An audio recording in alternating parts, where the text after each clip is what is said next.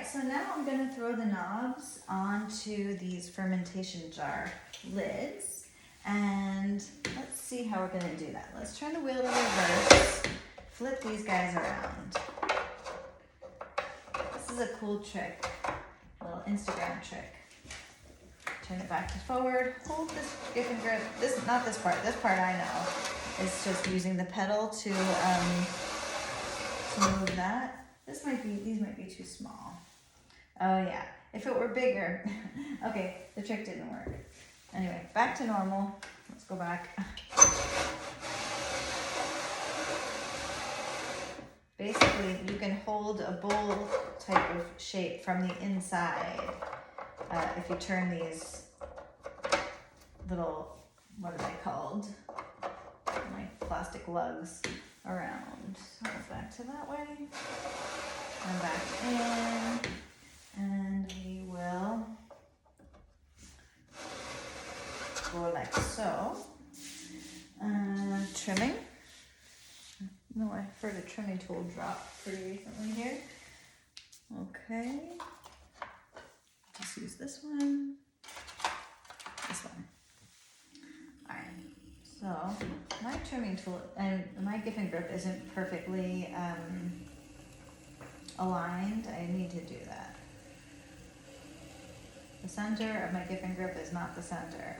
So it's okay because I have this trick of running my hand on the pot, and that's a way to go around with the pot. So here I'm going to trim it and leave a little area for the knob here. So I'll leave a little shelf there. So I'm not trimming at all in that thickest part of the lid.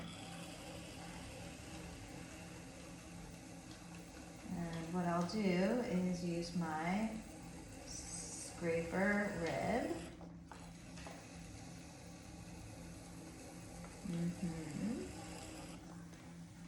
Okay. Scraper rib to make some ridges here. Okay, great. Now, next step is to take some soft clay.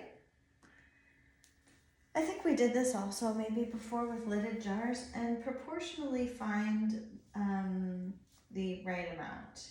Just look at proportions. I think that looks pretty good. Roll it into a ball.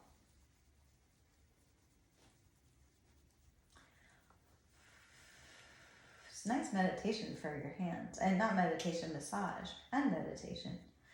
Meditation for your spirit, massage for your hands. Okay, make it so it's pretty regular. Dip it in the water, and then kind of press it into center. And then go around and attach it. All this is dry. Now remember, we're using a gift and grip here, so we don't want to use very much water at all. If we do, we're gonna ruin the rim of this piece. So my ideal is that I just keep my fingers just a little bit wet, just enough so the clay up here that I'm working on is lubricated, but there's no water running down the pot. So we have to kind of be a little bit more careful. Now, this is when it would be really great if the pot were just perfectly centered, because it's one thing to trim off center, but it's another thing to throw off center. I haven't mastered that one yet, but that'd be fun. That'd be really fun to like off center a pot and try to throw it when it's off center. Maybe we'll do that with our fun challenge open studios coming up. So I'm going to create a dip in here. Obviously there are many different styles of lids that you can make, and I'll do two different ones for these two different fermentation jars. First one, I'm going to drop the hole all the way, and I'll just do kind of a classic, I'll just pull the wall here, evening out the wall, like a mini claw. Great. And then I'll just give it a little shape. I'll go in and then out. Okay. With a casserole dish, you want these to be nice and high because you want to be able to grab them with an oven mitt on. With this fermentation jar, it doesn't matter as much, you know, you just want to be able to grab it easily. Just think about that, about it not getting in the, you know, it's just easy to grab, basically. That's all you have to think, easy to grab. Okay, now I'm going to take some of this water off. It's starting to kind of go down. Do not want that happening. Just taking a look. I don't know if you can see very well the shape, but I like my knobs to be as like sexy as I can make them, you know. Okay. And then just fortifying the line here, right here. And that was already there from my trimming from broccoli rubber band.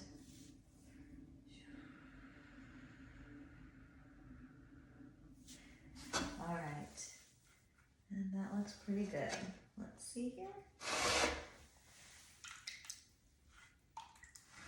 Okay, the next one I'll do like a closed form lid.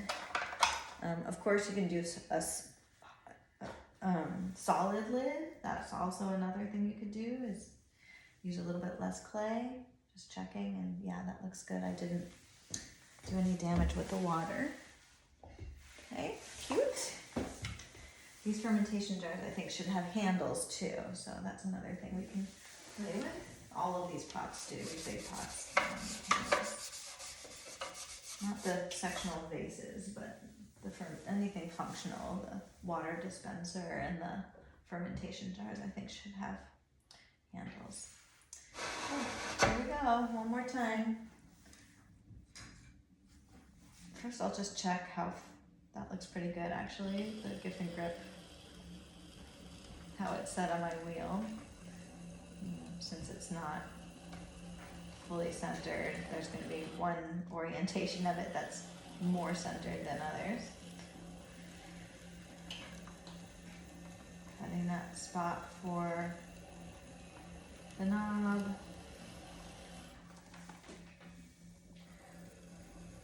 Making a nice shape. Okay.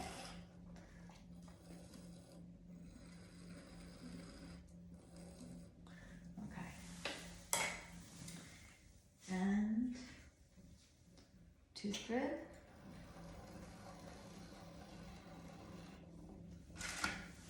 Okay. And my ball. I have to drop my hands.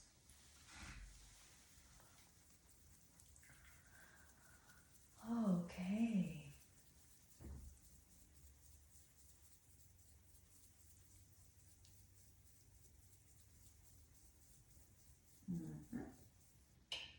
All right. Oh wait, I never did the test.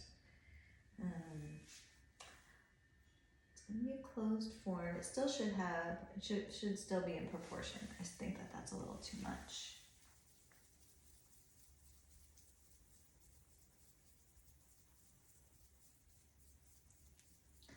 Now I'm just kind of thinking like, well, what shape should it be? What shape should it be? It's funny that when I was thinking that, this whole thing got all misshapen. I didn't know. I don't know what shape it should be.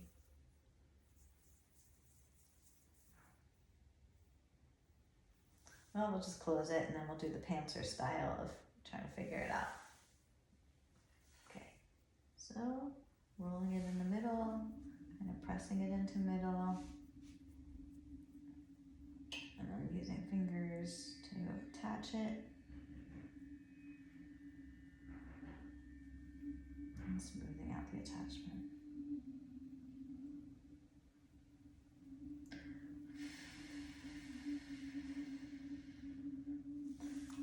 A little bit of water on my fingers to center. Now for this,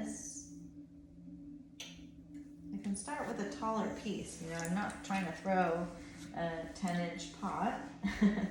I can start with something taller. I don't have to do that claw pull, right? That's not what we're doing here. Different type of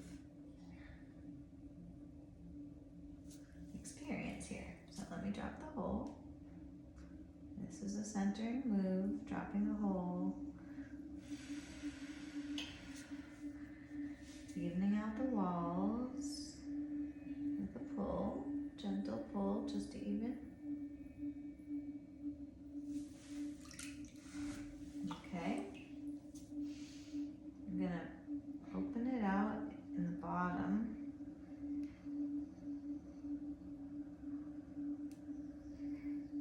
And pull the wall.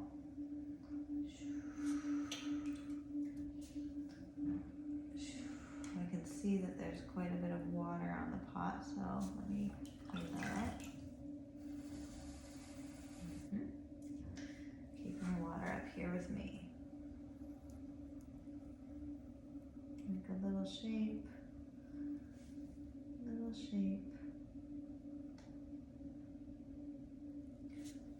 I'll thin out the rim to close it up. I'm just going to fold it inward.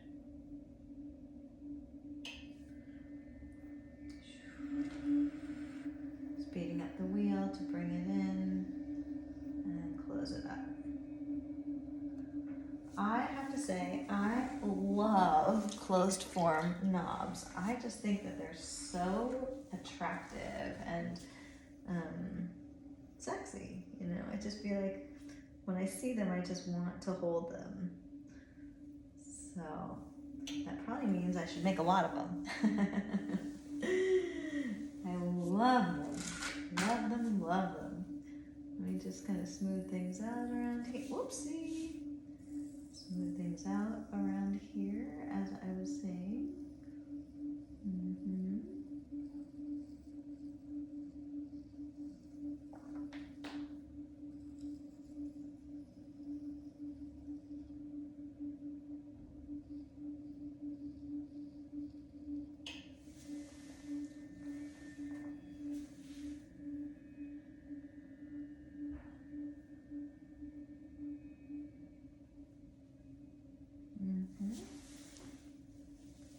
And then I've kind of been into using this broccoli rubber band for kind of unusual applications lately. Because it really does kind of like almost, what's it called when you burnish? It almost burnishes.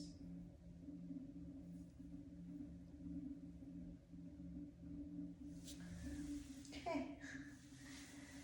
And then again, just making sure it's easy to pick up. Cleaning it up. I kind of jabbed it with my magic rib before. Cleaning it up. See where that happened, right here.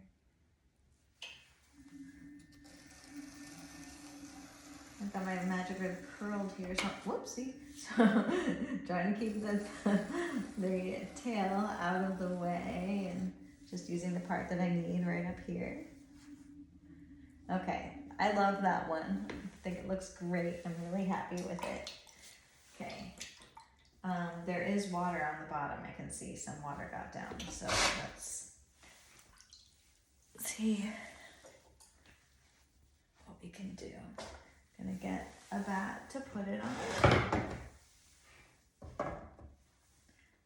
Dry hands. And if there's anything I can clean up here right now. Okay, I'm just gonna put it down here. It's got some stuff stuck to it here. And this didn't clean up perfectly, so I'm just gonna do my little surgery here while it's still leather hard. One little, I should teach this in class. I bet not everybody will watch this, but one of my little sayings, pottery sayings, is that the best time to fix a problem with a pot is almost always now. If you see it, don't save it for later, fix it now. Unless by the way you know how to fix it, you're gonna be making it worse. For example, if a pot is freshly thrown, it's often not ready to be fixed. You often just wanna wait until it's stable and then you can touch it. So that's a little important piece of wisdom that has really helped me. It's not the best time to fix a problem. That might be also in life, but definitely with pottery, is almost always right now. All right, there's my cute little lid. Don't you love it?